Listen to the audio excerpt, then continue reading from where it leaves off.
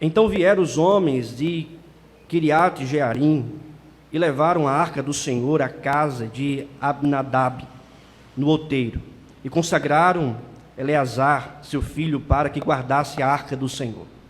Sucedeu que desde aquele dia a arca ficou em Quiriate-Jearim, e tantos dias se passaram que chegaram a 20 anos, e toda a casa de Israel dirigia lamentações ao Senhor. Falou Samuel a toda a casa de Israel, dizendo: se é de todo o vosso coração que voltais ao Senhor, tirai dentre vós os deuses estranhos e os astarotes, e preparai o coração do Senhor, e servi a Ele só, e Ele vos livrará das mãos dos filisteus.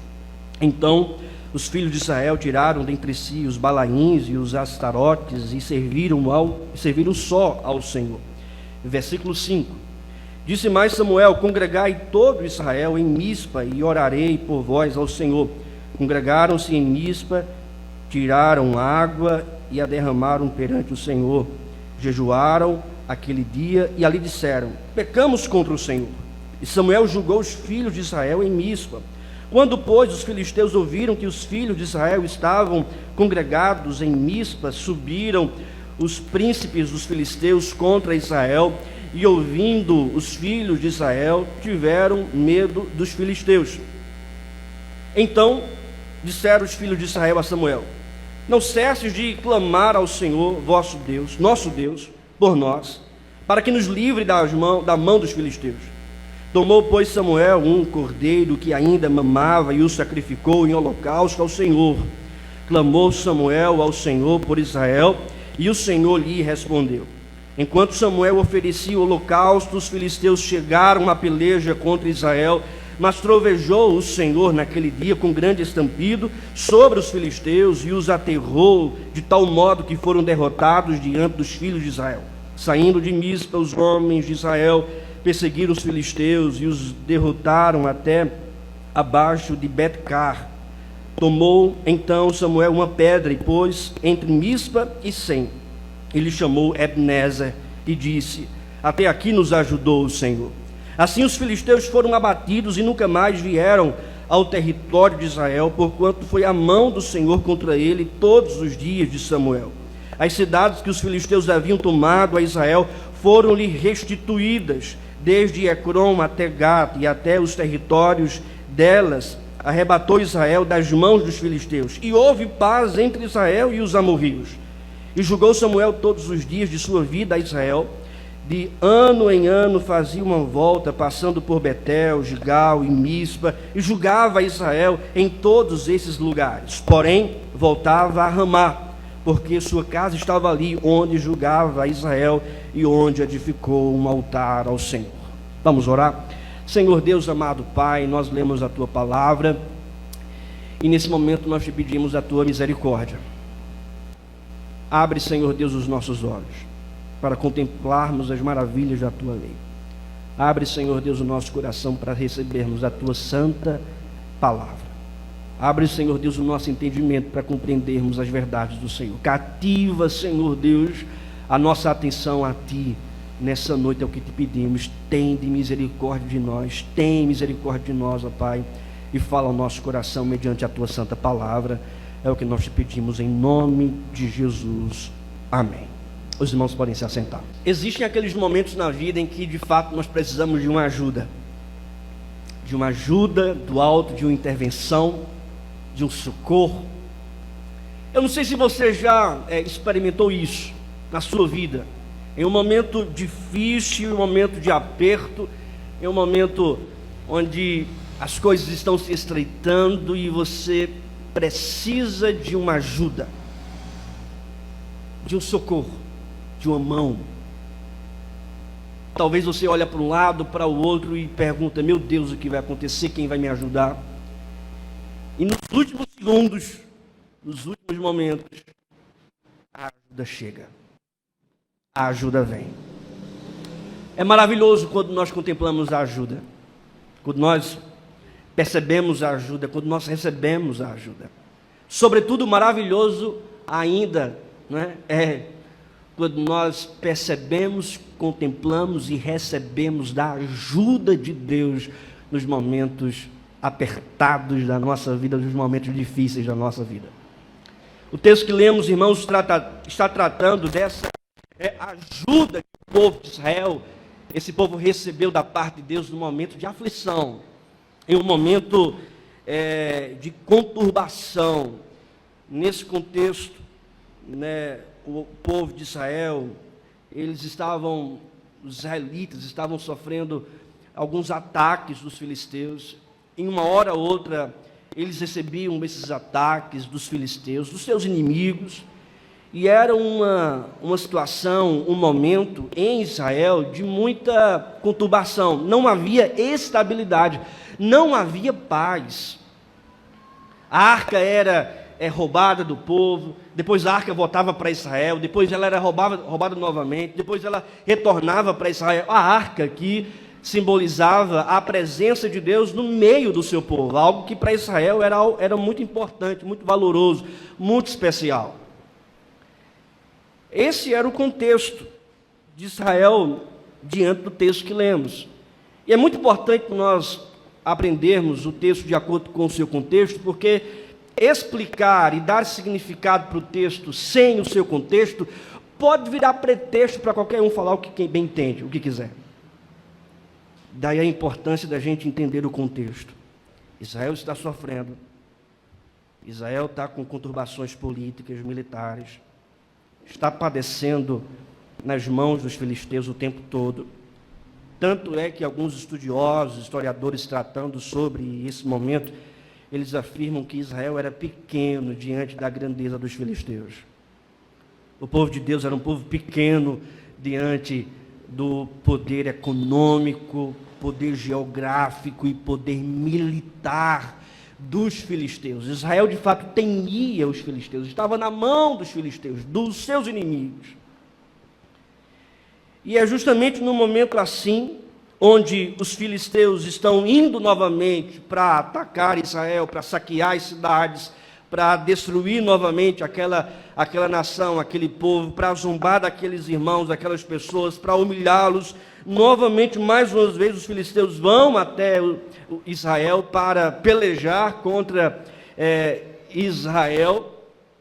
E diante dos contextos anteriores, Israel só estava perdendo por causa dos seus problemas, por causa das suas idolatrias. Deus não estava abençoando Israel, então Israel estava o tempo todo perdendo as suas batalhas, perdendo essa defesa, e mais uma vez os filisteus vão para lá para destruir, para saquear as cidades, para lutar e pelejar contra Israel. E é nesse momento então que Israel clama pela ajuda de Deus, e então o Senhor a ajuda. Tanto é que o versículo-chave do capítulo 7 está aí, no versículo de número 13, ou melhor, 11. Veja o que diz a palavra de Deus. 1 Samuel 7, 11. Saindo de Mispa, toda a igreja, os homens de Israel perseguiram os filisteus. Só a igreja. 12 todos juntos. Tomou então Samuel uma pedra e a pôs entre Mispa e Sem, e chamou o quê? E disse: até aqui nos ajudou o Senhor. Então, em meio a essa guerra, em meio à aflição, a ajuda de Deus chegou. A ajuda do Senhor chegou. Deus ajudou o seu povo. A pergunta então que nós podemos fazer é: como Deus ajudou? De que modo Deus ajudou o seu povo? E de que modo então Deus ajuda o seu povo hoje? De que modo então Deus ajuda a sua igreja hoje? Podemos então tirar algumas lições, e a primeira delas é que Deus tem nos ajudado através da sua clara orientação. Deus tem nos ajudado através da sua clara orientação. Se você perceber aí no verso de número 2, versículo 2, capítulo 7, diz o texto: sucedeu que desde aquele dia a arca ficou em Quiriate Jearim. Tantos dias se passaram que chegaram a 20 anos, e toda a casa de Israel dirigiam lamentações ao Senhor. Versículo 3. Falou Samuel a toda a casa de Israel, dizendo: se é de todo o vosso coração que voltais ao Senhor, tirai dentre vós os deuses estranhos, os astarotes, e preparai o coração ao Senhor, e servi a Ele só, e Ele vos livrará das mãos dos filisteus. Veja, a opressão que estava ocorrendo, permeando o coração daquele povo era grande. Eles estavam lamentando, diante de Deus, lamentando 20 anos. Tamanha era a aflição daquele povo contra os filisteus. Os filisteus eram um povo grande, e eles temiam esse povo, e eles lamentavam, e a oração desse povo era em relação a isso. Eles queriam se voltar para Deus, e Samuel então diz: vocês querem de fato se voltar para Deus, então vocês devem deixar os deuses estranhos, vocês devem adorar somente ao Senhor, e Deus então vai livrar vocês dos filisteus. Veja o anseio daquele povo por livramento, por ajuda. Então Deus vai livrar vocês dos filisteus. E percebam, irmãos, que Samuel aqui exerce duas funções. A função de sacerdote, ele foi chamado para ser sacerdote, foi chamado por Deus para ser sacerdote, mas a função também de profeta, de falar da parte de Deus para o povo. Porque Samuel fala, versículo 3, falou Samuel a toda a casa de Israel. É como se um ministro da palavra do Senhor, profeta, sacerdote, estivesse ali em Israel, sendo levantado por Deus para falar a toda a casa de Israel, a toda a igreja do Antigo Testamento, dizendo ele: se é de todo o vosso coração que voltais ao Senhor, tirai então dentre vós os falsos deuses, os balaíns, os astarotes. Preparai o coração ao Senhor e servi somente a Ele. Veja, Samuel aqui está cumprindo o seu chamado, o seu papel de orientar o povo através da palavra de Deus e da parte do próprio Deus. Deus, irmãos, começa a ajudar o seu povo através dessa orientação. Samuel falando para a igreja do Antigo Testamento, dizendo: vocês querem se voltar para Deus? Então se arrependam, abandonem os ídolos, preparai o coração e sirvam somente a Deus. Samuel está aqui, irmãos, sendo utilizado pela mão do Senhor para orientar o povo de Israel. Deus nos ajuda, tem nos ajudado, através também de suas orientações hoje, através da sua palavra hoje. Claro, nós não temos hoje sacerdotes do Antigo Testamento, profetas do Antigo Testamento, mas nós temos hoje pastores e mestres que foram edificados sobre o fundamento dos apóstolos e profetas, como bem disse o apóstolo Paulo em Efésios capítulo 4, para edificar a igreja, falar da parte de Deus para a igreja, expor as escrituras sagradas, a fim de que a igreja escute as orientações de Deus. Meus irmãos, Deus fala com a sua igreja hoje, não por novas revelações, não porque o anjo desceu do céu para falar com você, não pelo subjetivismo do coração humano, mas Deus fala com o seu povo hoje através da exposição da palavra de Deus, através das sagradas escrituras, através da orientação que há aqui na palavra do Senhor. Você quer ouvir a voz de Deus? Leia a palavra. Crianças aqui presentes, vocês querem ouvir a voz de Deus? Quer ouvir Papai do Céu falar? Leia a palavra. Se não sabe ainda ler, chame seu pai e sua mãe para ler a palavra de Deus para você. Diga lá: papai, mamãe, antes de dormir, venha ler a palavra de Deus para mim. Eu quero ouvir a voz de Deus. E você, pai, você, mãe, ao abrir as escrituras e começar a contar histórias, as histórias bíblicas, o seu filho estará ouvindo a palavra de Deus, as orientações da parte de Deus. Nós ouvimos assim, irmãos, a voz de Deus, a palavra de Deus, as orientações do Senhor. Todas as vezes que nós nos reunimos aqui em nome de Cristo Jesus, em torno da palavra do Senhor, para ouvir a fiel exposição das Sagradas Escrituras, nós não estamos ouvindo a voz de um homem, nós não estamos ouvindo um comentário bíblico, nós não estamos ouvindo uma reflexão humana acerca de um texto sagrado, nós estamos ouvindo de fato a palavra de Deus, da parte do próprio Deus. Não no sentido de endeusar o pregador, não, mas no sentido de que quando o pregador ele é fiel ao texto bíblico e prega com fidelidade às Escrituras Sagradas, ele está sendo apenas um porta-voz, um ministro do Evangelho, um embaixador, como disse o apóstolo Paulo, dando não o seu testemunho pessoal, mas o testemunho das Escrituras Sagradas, anunciando assim a palavra de Deus e as orientações do Senhor para a nossa vida. Você quer saber, meu querido irmão, qual é a orientação de Deus para o seu namoro? Olhe para as Sagradas Escrituras, a palavra de Deus vai dizer. Você quer saber qual é a orientação de Deus para você que é pai em conduzir o seu filho? Olhe para a palavra de Deus, ela vai conduzir você. Você, esposa, quer saber como a palavra de Deus te orienta na sua casa, no seu trabalho, no seu relacionamento conjugal? Olhe para a palavra de Deus, a palavra de Deus vai dizer. Você que está com o coração, com paixões, procurando prazeres do mundo e até mesmo felicidade e paz, olhe para a palavra de Deus, essa palavra vai dizer que a verdadeira paz está em obedecer às orientações do Senhor. Você que quer entender a orientação de Deus para as artes desse mundo, olhe para a palavra de Deus e ela vai te mostrar como você deve olhar para este mundo à luz da palavra do Senhor. Quer saber como Deus olha para a família e qual é a orientação de Deus para a família? Olhe para a palavra de Deus e a palavra do Senhor vai dizer como você deve enxergar a família e a criação de filhos. Você quer saber como você deve enxergar a política? Olhe para a palavra de Deus e ela vai dizer como você deve enxergar a política à luz da palavra de Deus, das orientações bíblicas. Você quer saber como você deve enxergar o sexo, o governo, as situações desse mundo, os problemas desse mundo? Olhe para a palavra de Deus, ela é fonte de regra e prática para a nossa vida. Olhe para a palavra de Deus, para as orientações da palavra de Deus. Não seja guiado pelo seu coração, não seja guiada pela falsa paz, não seja guiado pela felicidade própria.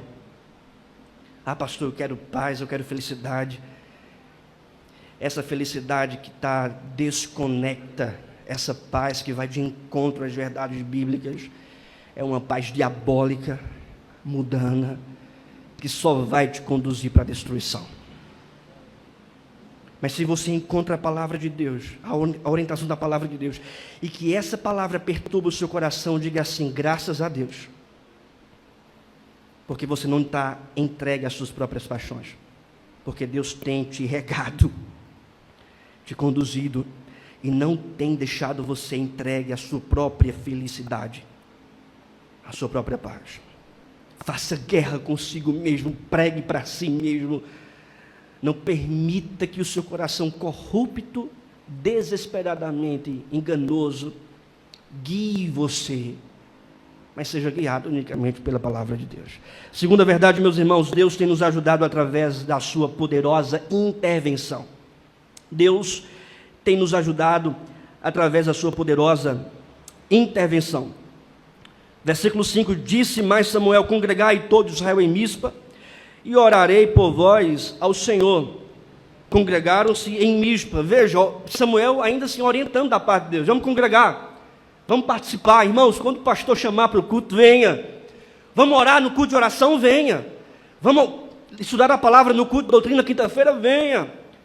Quando a gente anuncia aqui, vamos orar, irmãos, juntos, terça-feira, às 20 horas aqui, vamos encher essa casa e orar por esse projeto de plantação de igreja, a fim de que aqui, de fato, seja um ponto de pregação, para que as pessoas conheçam o genuíno Evangelho de Jesus Cristo. Vamos orar, vamos congregar. E Samuel está dizendo: congregai todo Israel em Mispa. E então o povo foi lá congregar, e o povo foi lá orar, estavam obedecendo a Deus.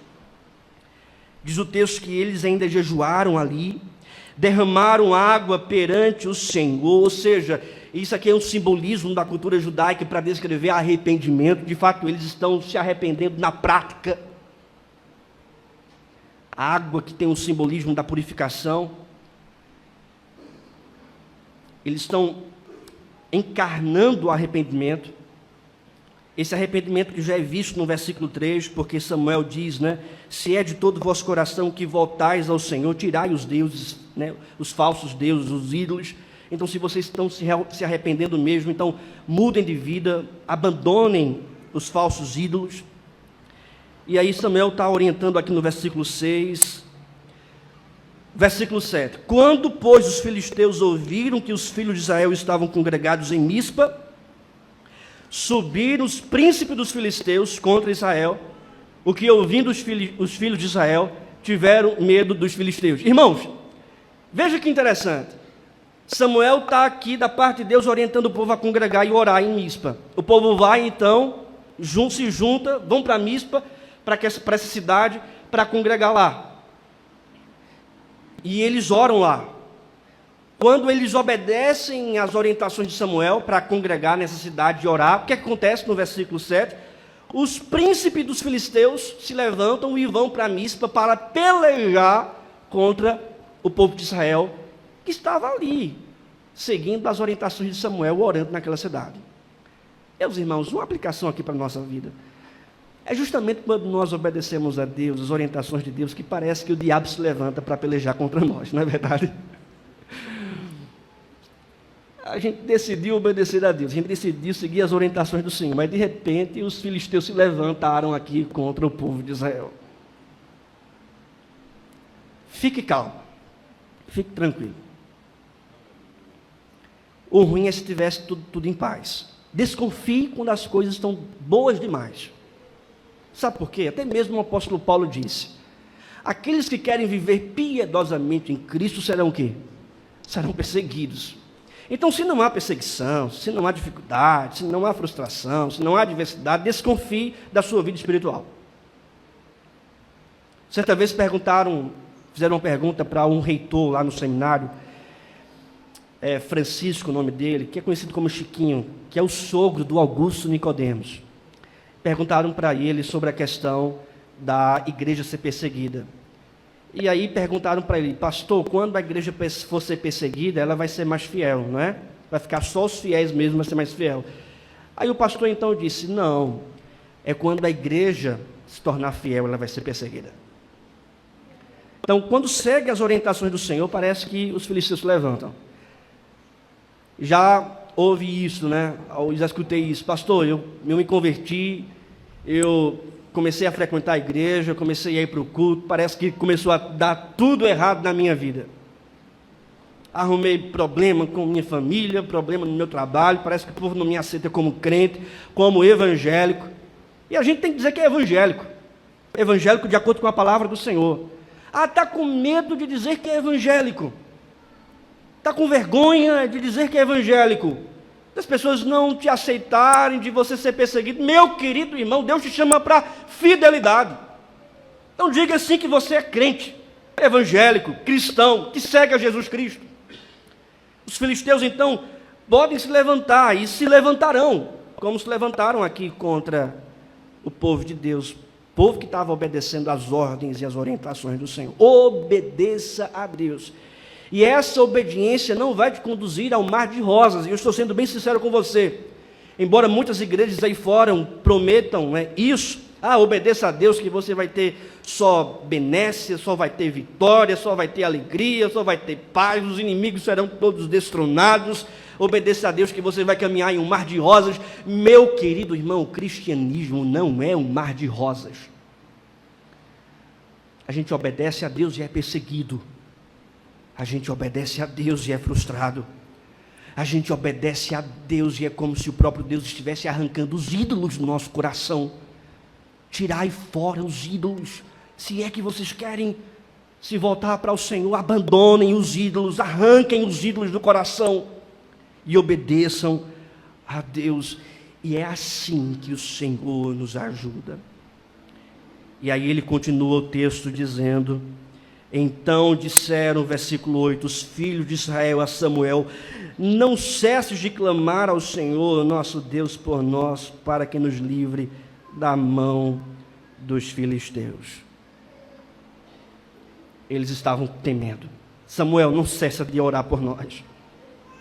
não cessa de clamar por nós. E é na igreja, irmãos, que a gente pede oração. Pastor, ora por isso. Irmão querido, ora por isso. A gente apresenta os nossos motivos de oração. Especificamente até mesmo no culto de oração, terça-feira, a gente faz isso. Vamos orar pelos nossos motivos. Não cesse de orar por isso.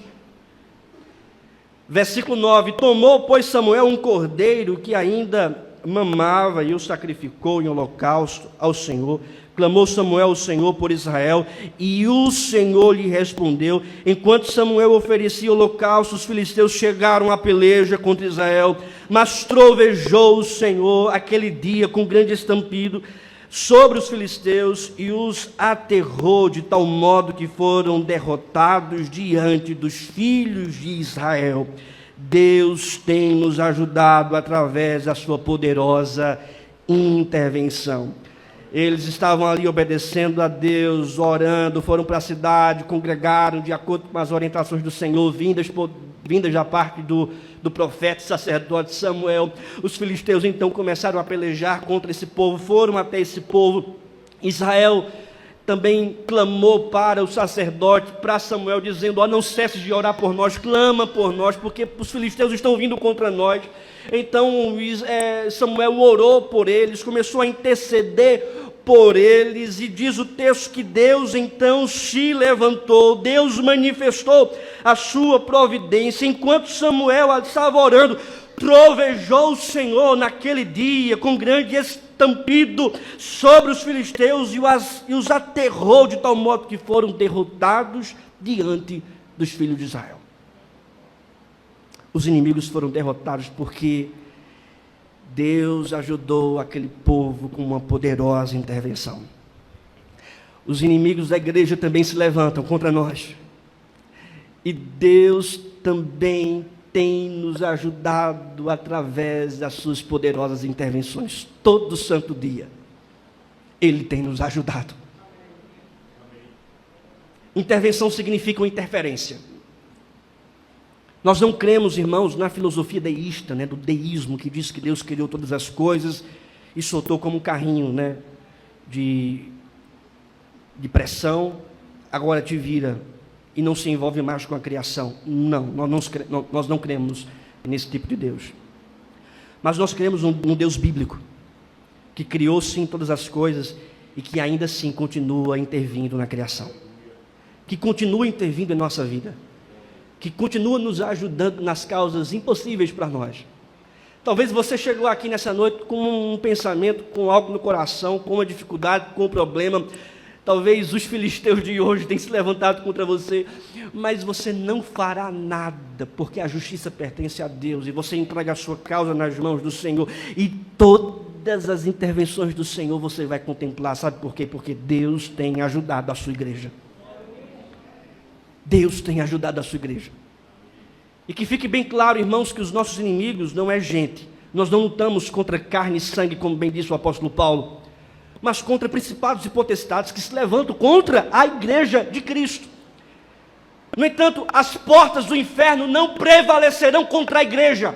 Ela vai avançar, ela vai permanecer. A plantação de igreja aqui no bairro Universitário, a cada dia vai criar raízes, vai crescer. O nome de Cristo será exaltado aqui neste lugar. As pessoas serão transformadas, redimidas, resgatadas, receberão do batismo que só o Espírito Santo pode dar, pela fé em Jesus Cristo, se converterão, porque há poder, irmãos, no Evangelho em Jesus Cristo, que ajuda a igreja. Que ajuda a igreja. Deus tem nos ajudado através da sua poderosa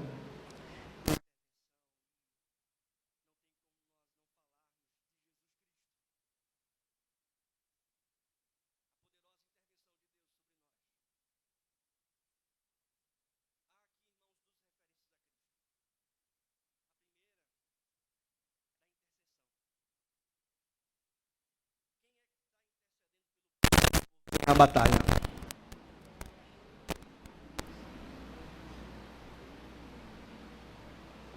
Samuel. Qual é o ofício de Samuel? Sacerdote e também profeta. Para quem começou o discipulado, Nós vamos ver isso na próxima aula. Os 3 ofícios de Cristo. Ele é rei, profeta e sacerdote. Reis do Antigo Testamento, profetas do Antigo Testamento, sacerdotes do Antigo Testamento apontavam e aponta biblicamente para Cristo Jesus, que é o perfeito rei, o perfeito profeta e o perfeito sacerdote. Samuel aqui está exercendo 2 ofícios, tanto de profeta, de ensino, como também de sacerdote, intercedendo pelo povo. O sacerdote é aquele que intercede pelo povo. Diz o texto no versículo 11, ou melhor, 9: não cesses de clamar ao Senhor nosso Deus por nós, para que nos livre das mãos dos filisteus. Não cesses de interceder por nós. Jesus Cristo, ele veio a esse mundo. Ele realizou a sua obra. Ele foi crucificado, foi sepultado, ao 3º dia ressuscitou. Está à destra de Deus Pai e intercede por nós. Por que nós vamos ganhar a batalha? Porque somos fortes o suficiente, porque temos boas estratégias, porque somos bons, porque confiamos no nosso braço? Não. Nós venceremos porque o nosso Rei Cristo intercede por nós. Ora por nós. Imagine você aflito ou aflita em sua casa, sabendo que Cristo Jesus está no quarto ao lado orando por você. Você não temeria nenhum dos inimigos, nem uma multidão de inimigos. Mas a diferença não faz nenhuma, aliás, a distância não faz nenhuma diferença. A distância não faz nenhuma diferença. Cristo está orando por você. Ele intercede por nós. Ele intercede pela igreja. Sabe por que nós vamos caminhar? Vencendo, avançando, progredindo? Porque Jesus Cristo está com as mãos estendidas sobre nós, intercedendo pelo seu povo. Sabe por que a gente está vendo isso acontecer aqui, nessa igreja? Presbítero Júnior, Reginaldo, Neno. Sabe por que a gente está vendo essas coisas, irmãos? Pedro, Eduardo. Esses milagres acontecendo dia após dia. Isso aqui é um milagre, irmãos. Essa igreja não tem, o quê? 60 dias. E Deus tem feito grande coisa acontecer. Pessoas se convertendo, pessoas sendo transformadas, pessoas sendo chamadas por Jesus Cristo para plantar essa igreja junto conosco, a fim de propagarmos o Evangelho. Sabe por que isso está acontecendo? Isso vai avançar? Porque Cristo Jesus estendeu as suas mãos sobre nós e não retira. Ele levantou de uma vez e não abaixou mais. Às vezes eu ligo para um irmão, para o outro, boa notícia. Boa notícia. E eu já estou, já é engraçado, porque eu ligo para o presbítero Júnior e digo: Júnior, boa notícia. Júnior, boa notícia. Aí eu mando um WhatsApp: Júnior, boa notícia. Aí a sensação que a gente tem é que parece que Deus abriu as comportas do céu e disse: agora vou abençoar. Sabe, vou. Por quê? Porque Deus estendeu as suas mãos sobre nós e não abaixou mais. É graça. Não é antropocentrismo, não é porque você é bonzinho, porque você é bom, porque você é capaz. Mas é porque Cristo é gracioso e intercede por você. Você vai para o seu trabalho porque Cristo continua orando por você, intercedendo por você, e você tem a certeza de que lá no seu trabalho Cristo está com você. Aquilo que você põe a sua mão, você tem certeza que vai ser para a glória de Deus, que vai ser eficaz, que vai ser uma bênção, não porque você é, mas porque Cristo intercede por você, Cristo ora por você. Você tem a certeza que na sua família ela vai ser uma bênção e vai caminhar de acordo com a palavra de Deus, e vai ser uma boa família, uma boa casa, não pelas suas capacidades, mas porque Cristo levantou as suas mãos e intercede pela sua casa, pela sua família. Ele continua orando por você. E podem se levantar os inimigos, as adversidades, os problemas, nós não temeremos, porque Cristo continua intercedendo por nós. Essa é a nossa convicção. Oh Jesus, levanta as tuas mãos, Pai, intercede por nós. Ele é o nosso intercessor e Ele é o nosso sacrifício, porque, veja, meus irmãos, quando o povo pede para Samuel interceder por eles, e Samuel aqui é um tipo de Cristo, porque é sacerdote e profeta, o que é que Samuel faz? Começa a orar. O que é que Samuel faz? Veja o que diz aí, versículo 9. Tomou, pois, Samuel o quê? Um cordeiro, que ainda mamava, e o sacrificou em holocausto ao Senhor, e depois clamou. O povo pede para ele clamar, mas ele não clama. Logo, ele vai procurar um cordeiro. Como um bom sacerdote, ele vai procurar um cordeiro novo, puro, sem defeito, para sacrificá-lo em prol do povo. Quem é o nosso cordeiro que foi sacrificado por nós? João Batista olhou para Jesus e disse: eis o Cordeiro de Deus que tira o pecado do mundo. Por que nós temos acesso a Deus? Por que Ele intercede por nós? Por que nós temos relacionamento com Ele? Porque Jesus Cristo morreu pelos nossos pecados. Porque há acesso em Cristo ao trono da graça.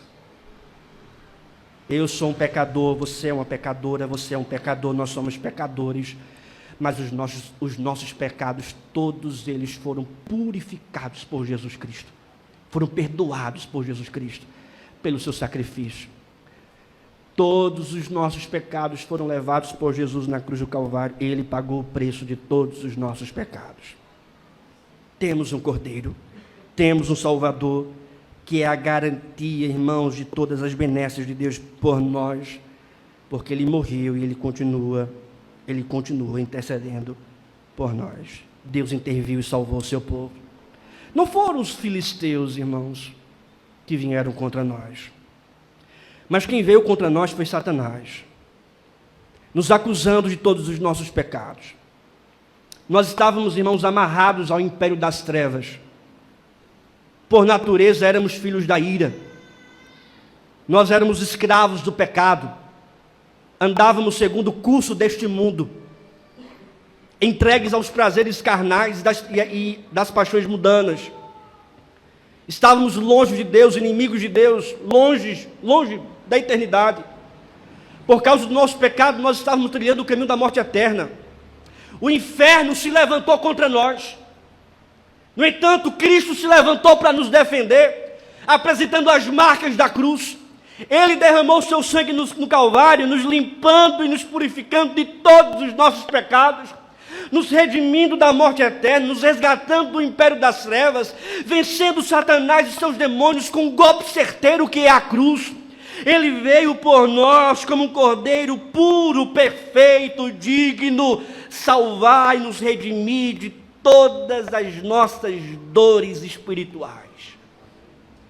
Temos, portanto, em Cristo redenção, salvação, perdão. Talvez você diga: pastor, perdão para mim? Sim, perdão para você. É um cântico que nós cantamos aqui, né? Aceita um pecador, e Cristo continuamente tem aceitado pecadores, porque Ele morreu por pecadores. Você pode estar no mais profundo abismo espiritual. Para Cristo não é impossível. Ele morreu por você para te redimir, para te resgatar. Portanto, se arrependa dos seus pecados, creia em Jesus Cristo e confesse a Ele como seu único e suficiente Salvador. Como seu único e suficiente Salvador. Faça isso. Continue indo para a igreja. Entre na classe do discipulado. Seja batizado. Congregue. Chame sua família. Siga as orientações de Deus. E você vai contemplar sempre a ajuda do Senhor na sua casa, no seu coração, na sua alma. A esperança que provém sempre de Cristo. Meu querido irmão, continuando a palavra do Senhor, Deus tem nos ajudado, em último lugar, através da sua gloriosa restauração. Deus tem nos ajudado através da sua gloriosa restauração. Porque diz o texto a partir do versículo 12: tomou então Samuel uma pedra e pôs entre Mispa e Sem, e lhe chamou Ebenezer, e disse: até aqui nos ajudou o Senhor. Depois dessa intervenção, depois dessa providência, Samuel então pegou uma pedra, chamou de Ebenezer, que quer dizer literalmente pedra de ajuda, e disse: até aqui nos ajudou o Senhor. E veja o que diz o texto: assim os filisteus foram abatidos e nunca mais vieram ao território de Israel, porquanto foi a mão do Senhor contra eles todos os dias de Samuel. Deus não ajudou uma vez só, mas Deus estava ajudando todos os dias. Foi a mão do Senhor todos os dias com eles e contra os filisteus. E aqui, irmãos, entra já a geografia e o termo terra, território, porque veja o que diz o texto ainda no versículo 13: assim os filisteus foram abatidos e nunca mais vieram ao território de Israel, ou seja, a terra de Israel. Eles nunca mais foram para a terra de Israel. Por quê? Porque Deus estava todos os dias com a sua mão contra eles. O que isso significa? O Deus que nos ajudou é o Deus que está nos ajudando diariamente. O Deus que nos salvou é o Deus que está provendo todas as coisas para a nossa vida. Aquele que começou a boa obra em nós, como disse o apóstolo Paulo, há de completá-la até o dia do Senhor Jesus. É por isso que cremos essa verdade, que quem é salvo para sempre. Crente não perde a salvação. Nada poderá nos separar do amor de Cristo, como disse o apóstolo Paulo. Nada. Nem mesmo a morte poderá nos arrebatar das mãos do Senhor. O próprio Senhor Jesus Cristo disse isso, que aqueles que o Senhor deu em suas mãos, ninguém as arrebatará. Ninguém pode nos arrebatar das mãos do Senhor. Somos ovelhas do Supremo Pastor Jesus Cristo. Aquele que começou essa boa obra, ele vai terminar. Se fôssemos nós que tivéssemos começado essa obra, talvez a gente perdesse a salvação. Mas essa obra não foi começada por nós, foi Cristo que começou e ele vai terminar. Ele vai completar. Talvez você diga: mas pastor, e aqueles que se desviaram, aqueles que se afastaram? Se é filho de Deus, um dia voltará, como o filho pródigo voltou. Mas se nunca voltar, é porque nunca foi verdadeiramente salvo, nunca foi verdadeiramente agraciado por essa salvação. Porque quem é ajudado salvificamente por Deus, Deus vai conduzir sempre a sua vida. Você já está amarrado, laçado pelas graças do Senhor. Não tem como perder. Continuamente, todos os dias. Não é meio dia, não é apenas alguns dias. Não é se o povo estiver bonzinho, não. Independente de qualquer coisa, o Senhor está dizendo: todos os dias eu vou estar com vocês. Eu vou estar com vocês. E o território é de vocês. A terra é de vocês. Versículo 14: as cidades que os filisteus haviam tomado a Israel foram-lhe restituídas, desde Ecrom até Gate, e até os territórios delas habitou Israel das mãos dos filisteus, e houve paz entre Israel e os amorreus. Diz o texto que essas terras perdidas foram restituídas, ou seja, restauradas. Deus continua nos ajudando através da sua gloriosa restauração. Ele restaura casa, família, nossa vida espiritual, nossos bens espirituais, o bem sublime. Ele tem restaurado, sobretudo, Ele restaurou a nossa morada. E não digo bairro Universitário, Maurício Nassau, Caruaru. A terra aqui é a terra de Canaã, que os filisteus roubaram e Deus então restaurou. Essa terra de Canaã aponta para uma Canaã maior, descrita pelo autor da carta aos Hebreus de a nova Canaã. Nós estamos peregrinando para essa nova Canaã, já preparada por Jesus Cristo, já instituída por Jesus Cristo. Nós passamos por embates aqui, dificuldades aqui, mas a cada dia que passa, nós estamos como forasteiros, peregrinando para a nova Canaã, a Canaã celestial, da qual o próprio Senhor Jesus Cristo falou em João capítulo 14. Não se turbe o vosso coração, credes em Deus, crede também em mim. Na casa de meu Pai há muitas moradas, se assim não for, eu não vos teria dito, pois vou preparar-vos lugar, para que onde eu esteja, estejais vós também. Nós estamos, irmãos, sendo conduzidos por Cristo para a terra da promessa, a nova Jerusalém, a nova Canaã. Esse final de semana foi bem apertado, né? Nosso coração ficou bem apertado. Nosso irmão em Cristo, seu Humberto, partiu para a glória de Deus.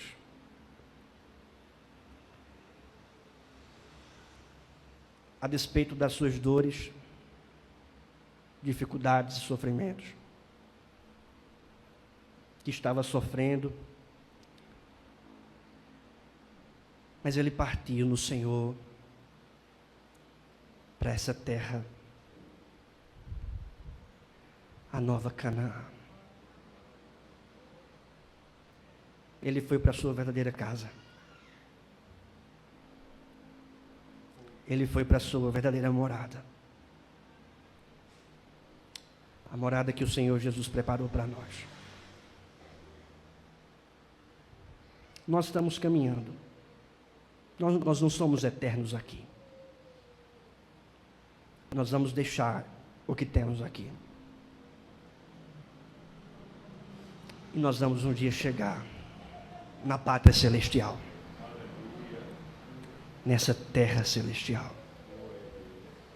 Na verdadeira casa preparada por Jesus para nós. Um dia também descansaremos dos nossos sofrimentos, das nossas lutas e dores, para recebermos um abraço profundo, caloroso e verdadeiro do nosso Senhor e Salvador Jesus Cristo. Eu tenho saudade desse dia. Saudade da casa, da morada de Cristo. Um dia voltaremos para o nosso lar. Um dia voltaremos para o nosso lar. E reveremos os nossos amigos e irmãos que já partiram. Que foram primeiro. Talvez você tenha um ente querido, um familiar, também que já partiu e está com o Senhor.